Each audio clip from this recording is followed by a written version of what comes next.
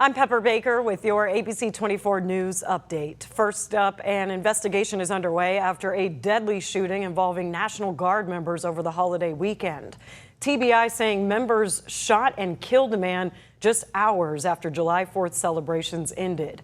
Now, according to the Tennessee National Guard and Memphis police, officers responded to reports of shots fired just before 4 a.m. Sunday near the intersection of Ida B. Wells Avenue and Gayoso Avenue. Now, police saw several people leaving the area and spotted a man carrying a handgun. They say that man, who's now been identified as 20-year-old Tyron Johnson, ran from officers, leading to a short chase. According to Memphis police, Johnson turned toward the guardsmen while holding the gun, and two National Guard soldiers then fired their weapons, hitting Johnson. The Tennessee National Guard says two Guard medical specialists immediately provided medical aid, but Johnson was pronounced dead at the scene. No law enforcement officers were injured. Now, the TBI says agents are now collecting evidence, conducting interviews, and working to determine the sequence of events before turning their findings over to District Attorney General Steve Mulroy for review. And now to the White House, taking on the Smithsonian, claiming the leaders of the institution are radicals. Here's ABC's Sophie Flay.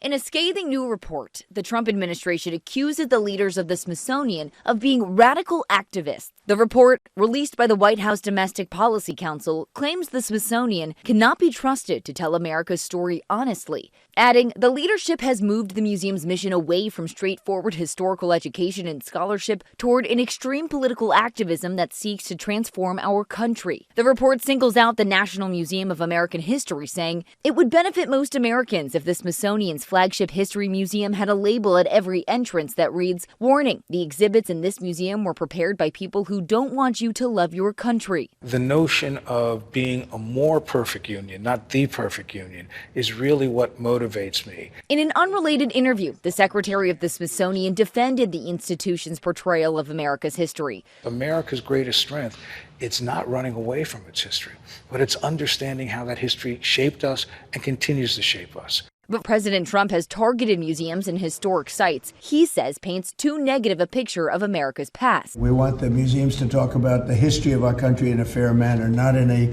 woke manner or in a racist manner. Last Friday, an appeals court cleared the way for the administration to replace the slavery exhibit at this historic home in Philadelphia, where George Washington enslaved 9 people. Critics say the administration is whitewashing U.S. history. The story of slavery must be told here, there, and everywhere, as America acknowledges its 250th anniversary and talk about what a great country it is.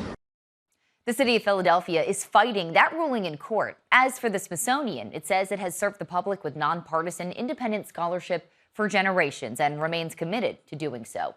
Sophie Flay, ABC News, New York. Well, that was your ABC 24 News update. I'm Pepper Baker. Thank you so much for watching.